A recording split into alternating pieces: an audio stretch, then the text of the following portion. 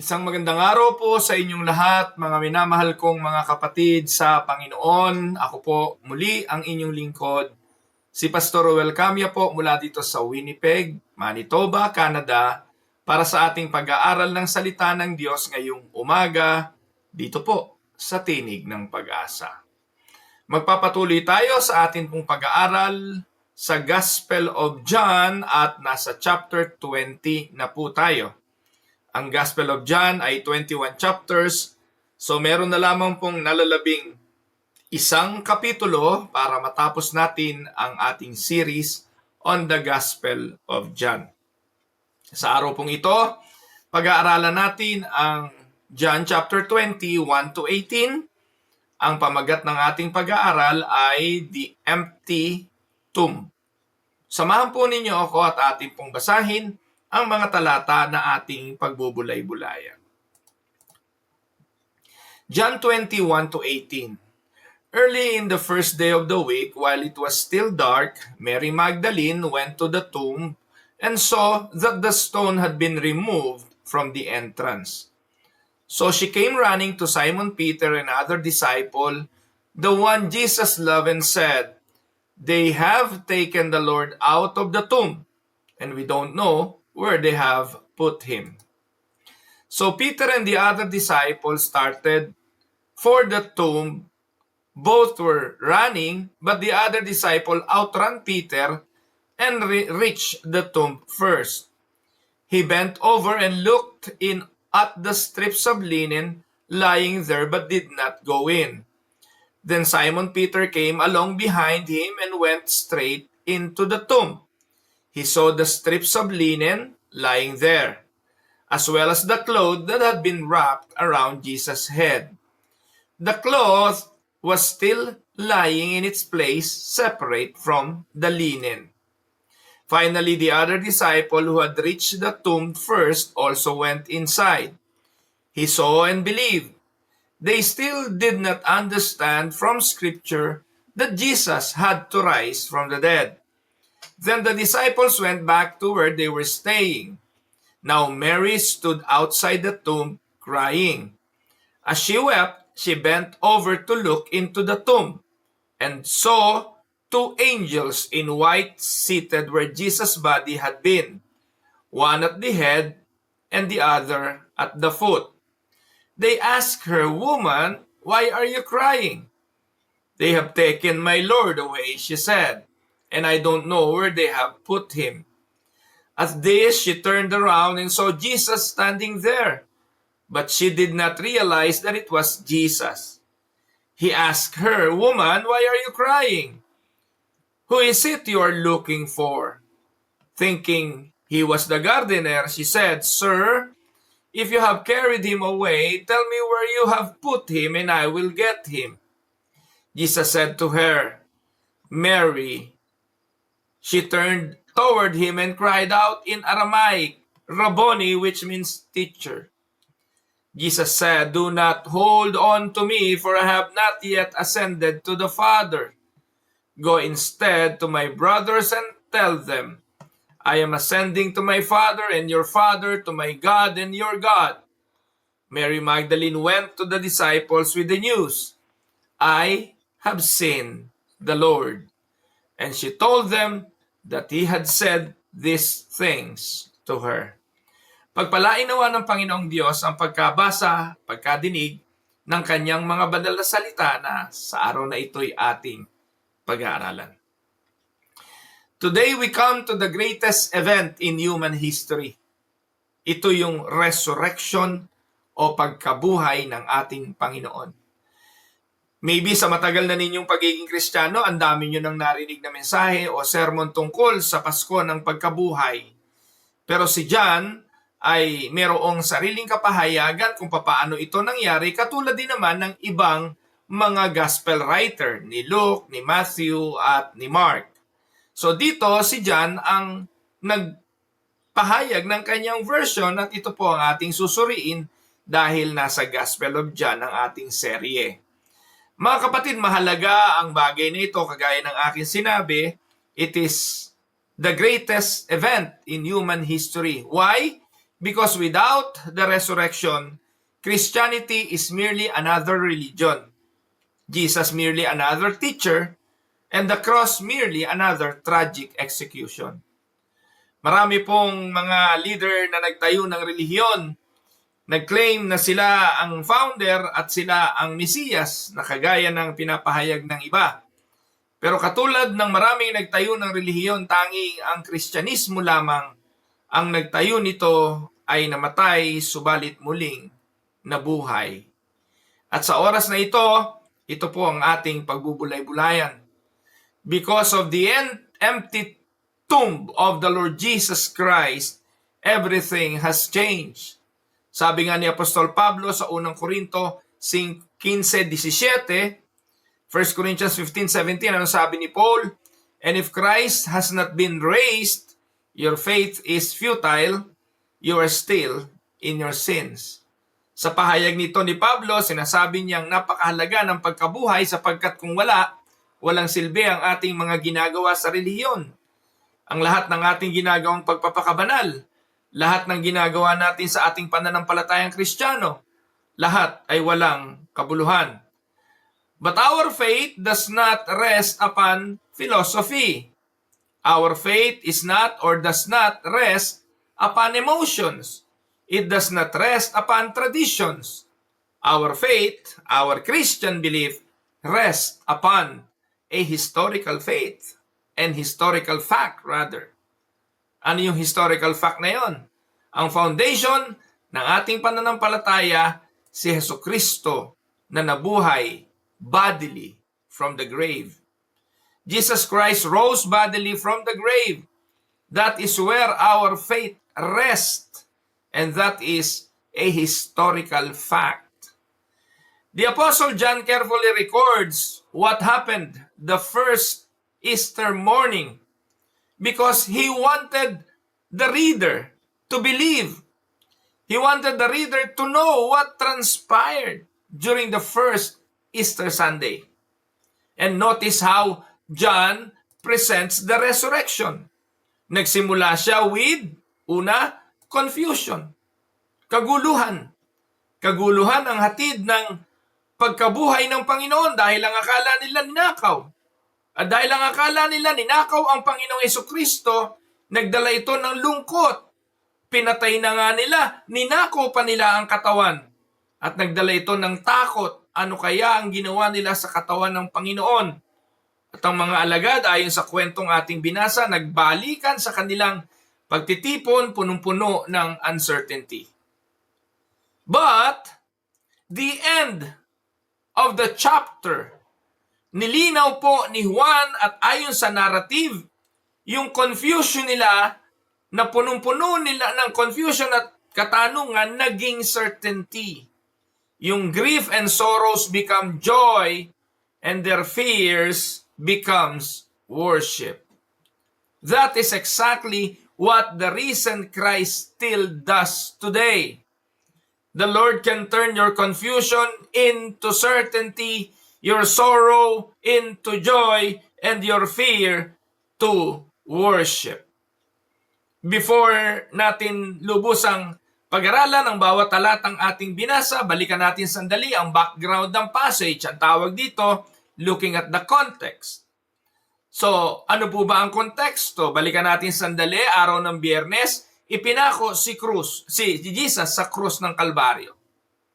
Pagkatapos siyang ipako at mamatay, kinuha ni Joseph of Arimathea ang kanyang bangkay, kasama si Nicodemus, nilagyan nila ng mga herbs ng perfume, ng aloe, at inilibing nila sa isang libingan. Pagkatapos po noon, a massive stone sealed the entrance. Sabi po sa account ni Matthew, chapter 27, verses 62 hanggang 66, binantayan pa ng Roman soldiers ang tomb ni Jesus. So sa pagkakaganap at sa pagkakakwento ni John, everything appeared to be finished. The disciples believed all hope was gone. Friday night, the whole day Saturday, Sabbath, But Sunday morning would prove that death never had the final word. The empty tomb reveals to us today three glorious truths that transform every believer's life. Atin po ngayong pag-aralan ang tatlong bagay na ito that basically transform our lives bilang mga mananampalataya. Una, the empty tomb declares Christ's victory over death. Ang walang laman na libingan ay isang pahayag na ang ating Panginoon ay nagtagumpay laban sa kamatayan. Mary Magdalene arrives while it's still dark. If you're going to read verses 1 to 10. And I want you to look at your Bible while listening to me para nasusubaybayan ninyo ang ating pag-aaral. Ang unang 10 talata, mababasa natin si Maria Magdalena. Siya ang unang nakarating sa libingan habang madilim pa. Bawal, mga kapatid, ang araw ng Sabbath ay meron kang ginagawa because for the Jews, araw ng Sabbath is a day of rest. So after the Sabbath day, the following day, Mary Magdalene arrives while it was still dark. Tingnan natin ang detalye ni John. Sabi, while it was still dark. Pero ito, mga kapatid, ay nagpapakita lang ng significance. Hindi lang ito physical darkness. Sa oras na ito, mga kapatid, yung darkness na binanggit dito ni John also signifies spiritual darkness. Emotionally dark. Because the disciples at this point in time were living in darkness. Sila ay iniwan ng kanilang guro, ng kanilang Panginoon, napakadilim ng kanilang hinaharap. So the disciples were living in darkness. So Mary, on going to the tomb, expecting only one thing. Ano yung kanyang inaasahan? Daratnan niya ang isang patay na katawan. A dead Savior. She was not coming to celebrate. She was coming to mourn. Ang pagdalaw sa mga libingan ay nagdadala ng lungkot. Ang pagdalo sa libingan ay nagdadala ng mga gunita na nagpapaalala ng nakalipas. Ewan ko po, pag pumupunta kayo sa puntod ng inyong mga mahal sa buhay, kung hindi kayo sinasagihan din ng kalungkutan. May mga kakilala po ako na nakalipas na ang 2-3 taon ng pagpanaw ng mahal sa buhay, pero pag napapag-usapan, pumapatak pa rin ng luha, dala ng kalungkutan. And Mary went to the tomb expecting not a risen Savior, but a dead Savior. She was not there to celebrate. She was coming to mourn. But instead, she discovers the stone removed. And immediately, ang conclusion ni Mary, ninakaw ang Panginoon. So yung lungkot, lalo pang nadagdagan ng lungkot. Dahil iiyakan niya yung Panginoon ng kakatawan nito, subalit wala na yung katawan doon. So ito yung tinatawag na double grief. Dobling kalungkutan. So what she did, she runs to Peter and John. Then Peter and John raced toward the tomb. Na unahan ni John si Peter. So dito makikita natin yung pagkakarera nila. No? Bakit? Ba't sila nagkakarera? Dito kasi makikita natin yung tinatawag na temperaments. Itong dalawang ito, mga kapatid, yung malapit sa puso talaga sila yung part ng inner circle Peter, James, and John. Si John yung lagi nakahilig sa balikat ng Panginoon na mahal ng Panginoon. Ano po? Si Peter naman yung laging nakapresenta. No? Siya yung laging, kumbaga, bida. Siya yung sanguine na gusto laging nasa gitna ng okasyon. So they race toward the tomb. John outruns Peter but hesitates to enter. Ewan ko bakit nagmamadali siya, pero pagdating niya sa tomb, hindi siya pumasok. Peter enters immediately. So dito po, perfectly nag-reflect yung personalities ng mga disciples. Inside, they discover something remarkable. Hindi po ito napansin ni Mary. Pero napansin po ni Peter, wala na ron yung linen clothes. Or rather, wala na ron si Jesus, pero yung linen clothes nandun. Yung face cloth folded separately. Mga kapatid, this is extremely important. Kasi kung ninakaw ang katawan ng Panginoon, they would not have carefully removed the burial clothes. Si Lazaro, nung binuhay ng Panginoon, nakabalot pa rin siya ng burial clothes sa John chapter 11. But Jesus did not. Meaning he passed through the burial clothes. The grave clothes became silent witnesses of the resurrection of the Lord Jesus Christ. Sabi nga ni John 20:18, sabi niya, finally, the other disciple who had reached the tomb first also went inside. He saw and believed. Ano sabi? He saw and believed.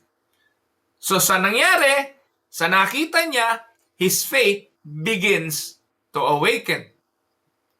Subalit sa verse 9, pinapaalalahanan tayo ng verse 9, they still did not understand from Scripture that Jesus had to rise from the dead.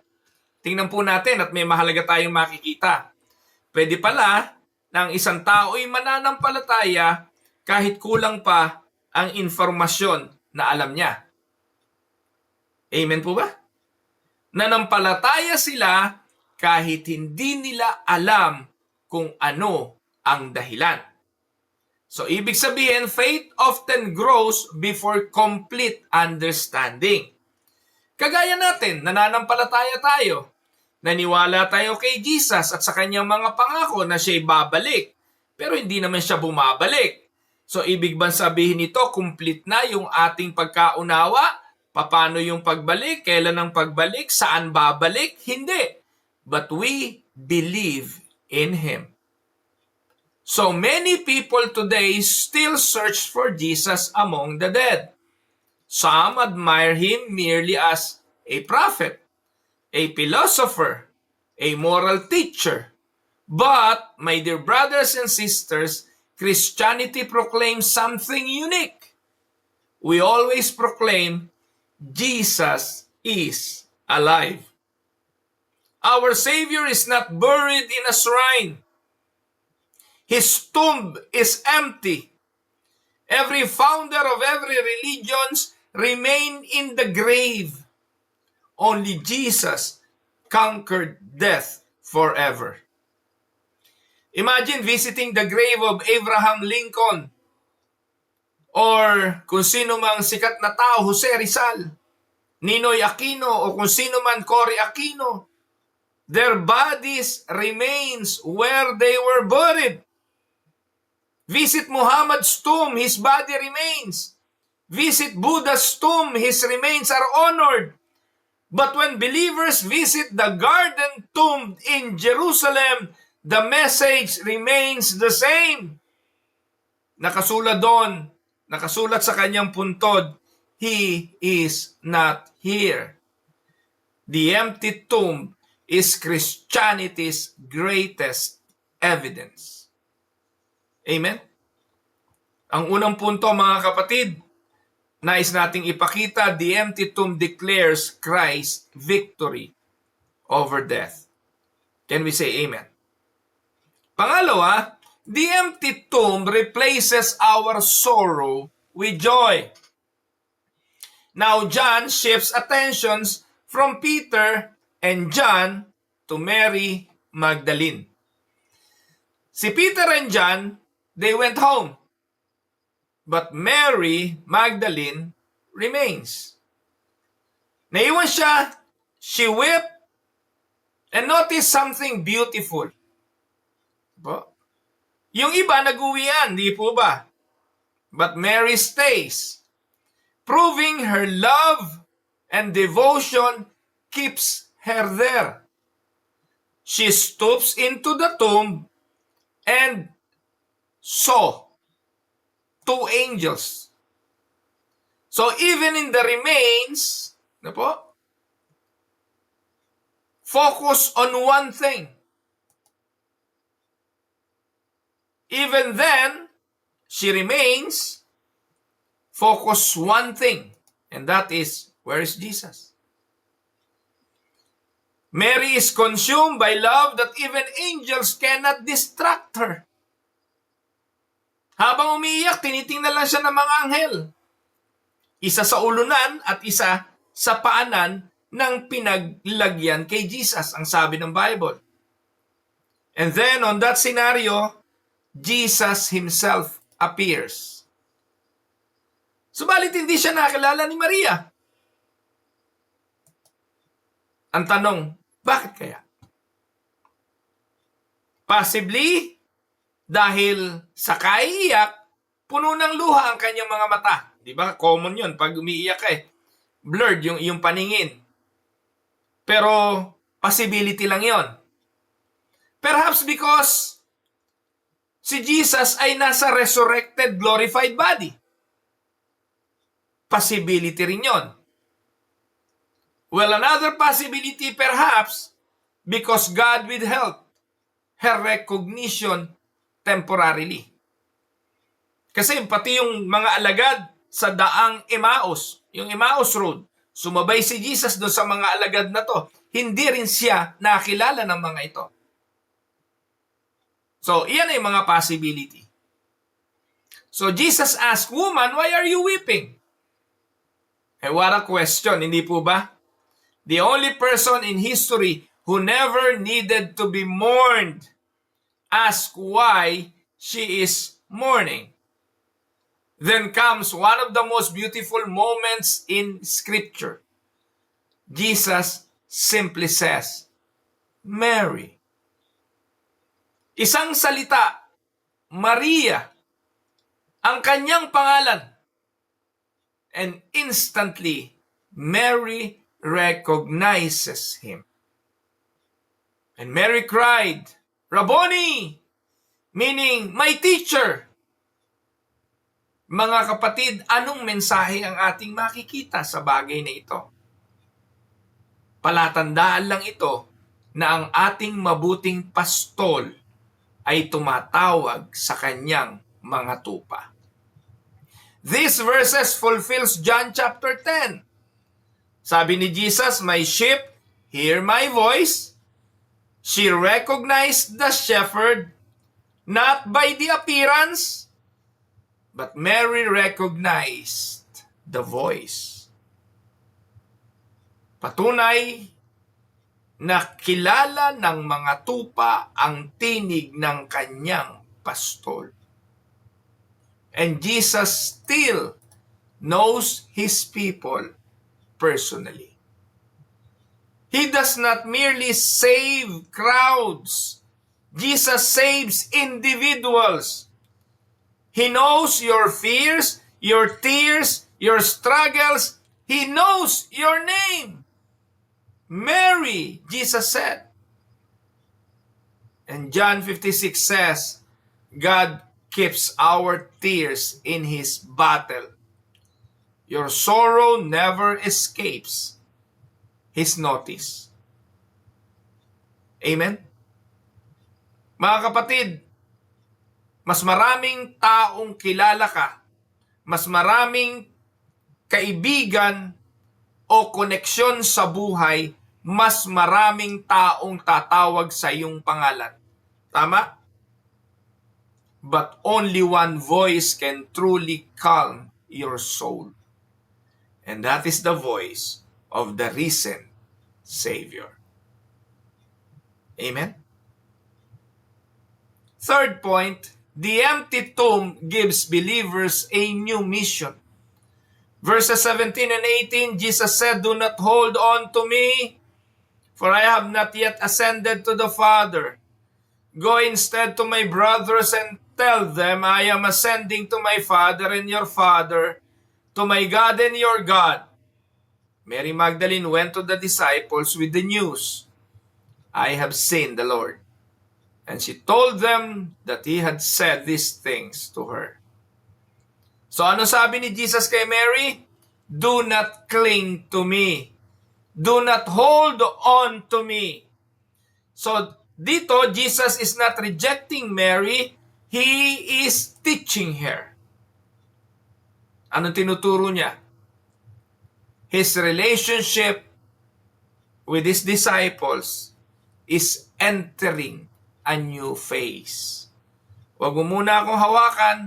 Mula ngayon, mag-iiba ang relasyon ng ating ugnayan. I will leave you as I promise. He will ascend. So soon the Holy Spirit will come. Now here, Mary was commissioned by Jesus. At ang komisyon ng Panginoon kay Mary, go to my brothers. Go to Peter, go to James, go to John. And think about that. Only days earlier, they abandoned him. Peter denied him. Yet Jesus calls them my brothers. Lahat sila nagtakbuhan, iniwanan nila ang Panginoon, subalit sa oras na ito ng pagkabuhay ng Panginoon, sabi ng Panginoon kay Maria, go and tell my brothers. Go to my brothers. Pinapakita lang dito na ang relasyon ay hindi naputol. Ang ugnayan sa kabila ng mga slip-ups, ng kahinaan, ng blunders ng ating mga buhay, mananatili tayong mahal ng ating Panginoon.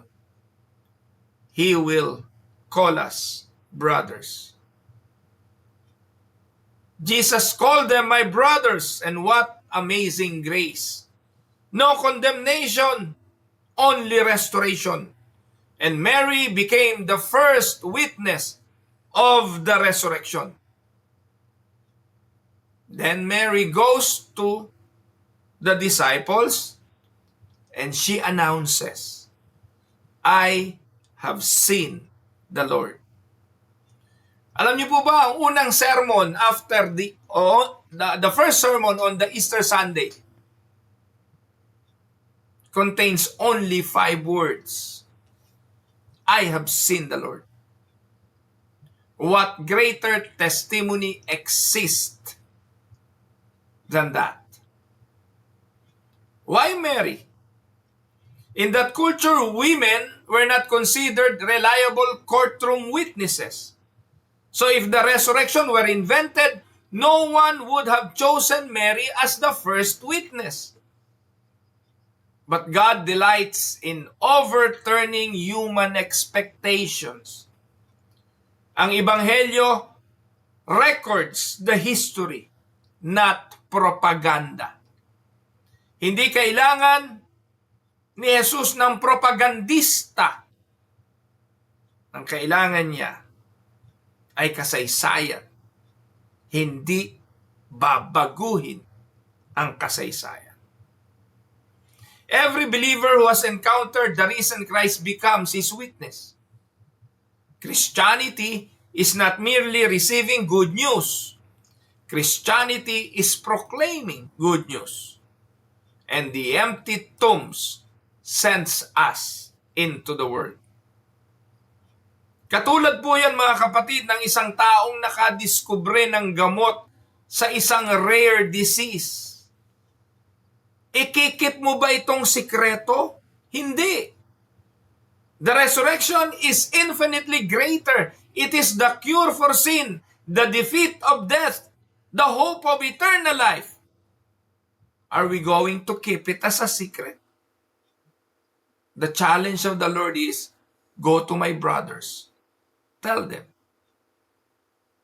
The resurrection accomplishes several glorious realities that we need to proclaim. One, the resurrection proves Jesus is the Son of God. Romans 1:4, He was declared to be the Son of God by His resurrection. The resurrection accomplished, it proves the Father accepted Christ's sacrifice.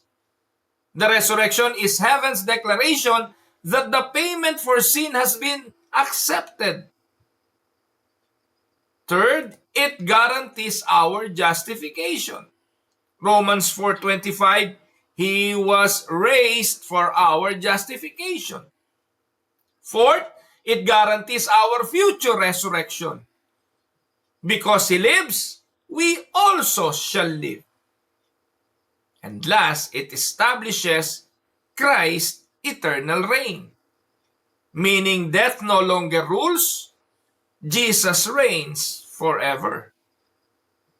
Kaya, kung titingnan natin ang theological emphasis ng ating binabasang mga talata, it shows us that the resurrection was not God's plan B. The resurrection was always part of God's eternal decree. Throughout the scripture, the Lord promised that His Holy One would not remain in the grave. Sa Old Testament, binabanggit yan sa Psalm 16, Isaiah 53, Hosea chapter 6. The resurrection demonstrates God's sovereign faithfulness. And furthermore, our salvation rests not merely upon Christ dying for us, but upon Christ living for us. Amen? Today, He continually intercedes as our great high priest. Our Jesus is seated at the right hand of the Father, alive. Amen? Now, bilang application mga kapatid, because the tomb of Jesus is empty, we no longer fear death. Amen? Death has come and it becomes the doorway into God's presence. Kung hindi namatay ang Panginoong Jesucristo, katakutan nating lahat ang mamatay dahil pag tayo namatay, wala na. The end. But praise the Lord. The tomb of Jesus was empty. That has become the doorway into God's presence. Second, we worship with confidence. We gather every Lord's Day because Christ lives. Dati, Saturday ang pagtitipon, naging Sunday because the main purpose of gathering together on Sunday is to celebrate the resurrection of the Lord Jesus. Now we can worship with confidence that the one we worship is alive. Third, we endure suffering with hope. Meaning every sorrow is temporary. Like what happened to Mary, Jesus wiped away her tears. The resurrection guarantees future glory. Third, we boldly proclaim the gospel. Why? Because we believe it is God, our Savior, who changes lives. Amen? And the last, we live holy lives. The power that raised Christ now works in the believers through the Holy Spirit. Meron na tayong kakayahang makapamuhay ng may kabanalan. Hindi dahil kaya natin ito, kundi dahil sa tulong ng Santong Espiritu. Mga kapatid, bilang conclusion, everything changed that Sunday morning. The stone was rolled away, not so Jesus could get out, but so the world could look in. Amen? The empty tombs proclaims death has been defeated, sin has been conquered, Satan has been crushed, salvation has been accomplished, hope has been secured, eternal life has begun. Ang tanong is no longer, where is Jesus? The question is, what will you do with the risen Christ? Sana, katulad ni Maria, may we leave this place. May we start this day declaring I have seen the Lord. And may our lives testify that Jesus Christ is alive forevermore. Amen? For some reflection questions, 1, why is the resurrection essential to the Christian faith? In what ways has the risen Christ transformed your sorrow into hope? And what does Jesus calling Mary by name teach us about his relationship with believers? The last, how does the resurrection give you confidence in facing death and suffering? Mga minamahal kong mga kapatid, pagpalain po kayong lahat ng Panginoon. Araw na naman po uli ng Biyernes, huling araw ng TNP for this week. Magkikita uli tayo bukas or rather sa Monday para tapusin natin ang series na ito ng Book of John. Ako po muli ang inyong lingkod, si Pastor Ruel Camia, dito po sa Winnipeg, Manitoba, Canada, para sa pag-aaral ng salita ng Diyos. Dito po sa Tinig ng Pag-asa. God bless everyone.